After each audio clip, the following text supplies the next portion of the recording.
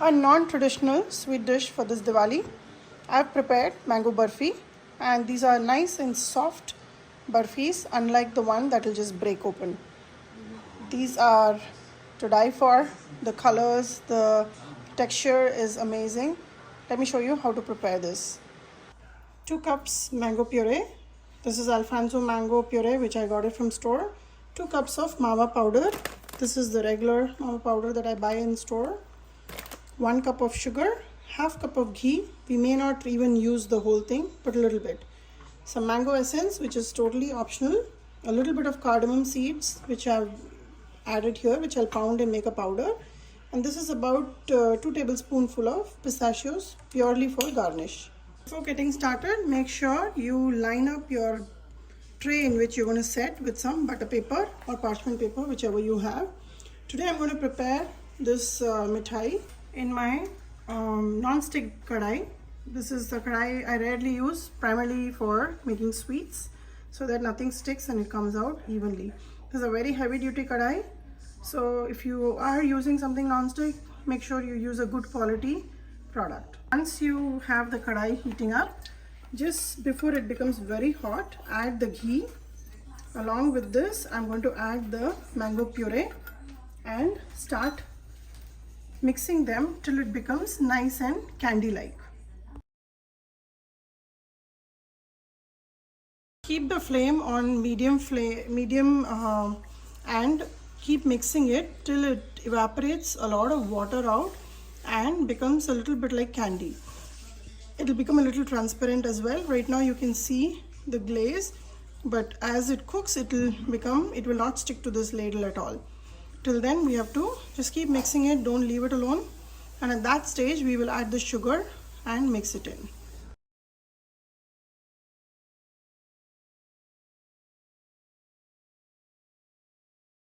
See that the mango pulp has slowly reduced, and you can also notice that the ghee is coming up on top, and it is reduced to a point where the candying is starting with the sugar in the mango pulp. Now here I'm adding the 1 cup of sugar, and now I'll mix it. It'll dilute it down a little bit because sugar will melt, and as it becomes thick, I will then add the milk powder.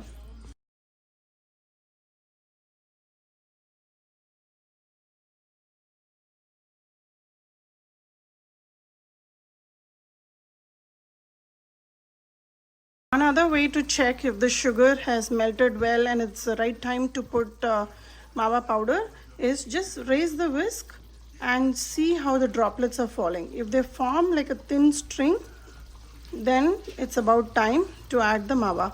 Right now it's still falling like droplets and it's not done yet. So just keep mixing. I have moved on to a whisk here. This is a silicone whisk. It's safe to use in this non-stick kadai. So I'm just going to continue to mix it. Notice now that the ghee is separating on the side. The sugar is cooking down really well, bubbling a lot. And just notice how the droplets will slowly start forming a string towards the end. This is the time I'm going to go ahead and add the Mawa powder. And I'm going to still whisk it in and then move back to the ladle. So just add it at once. Mix it well. The whisk really helps in bringing everything together. Make sure you keep the flame on medium-low at this stage because we don't want to burn the milk powder. Mix everything well.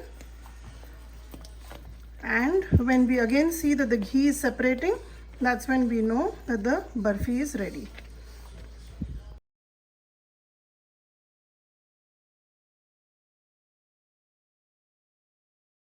After you see that the ghee is starting to separate and it's all become one big dough like, add the cardamom seed powder and whisk it really well. After you whisk it, you can see how it is not sticking to the sides and it's all just coming together really well. So the sugar is cooked well, it has become come to a candy state, and this is perfectly the stage where I'll add a little bit of mango essence, mix it again and take it out in the vessel I'm going to set it up. So make sure you do this on a low heat when you're going to take your hands off to add the essence. I'm going to add just about 1/8 teaspoon of mango essence. This is totally optional. Just whisk it well. It will just enhance the taste to another level. So try not to miss it, but if you don't want to add it, that's fine too.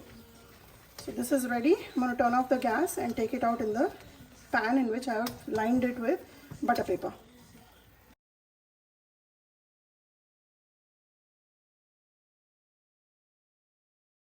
The mango barfi is ready. I'm going to let it sit in the refrigerator for about an hour before I take it out and cut it. I've just topped it with pistachio. I just like the color contrast of orange with green. And you can top it with any dry fruits of your choice. You can even put the silver varak on it. It'll still look very nice. So let this settle down, cool down in the fridge, and then we'll cut it.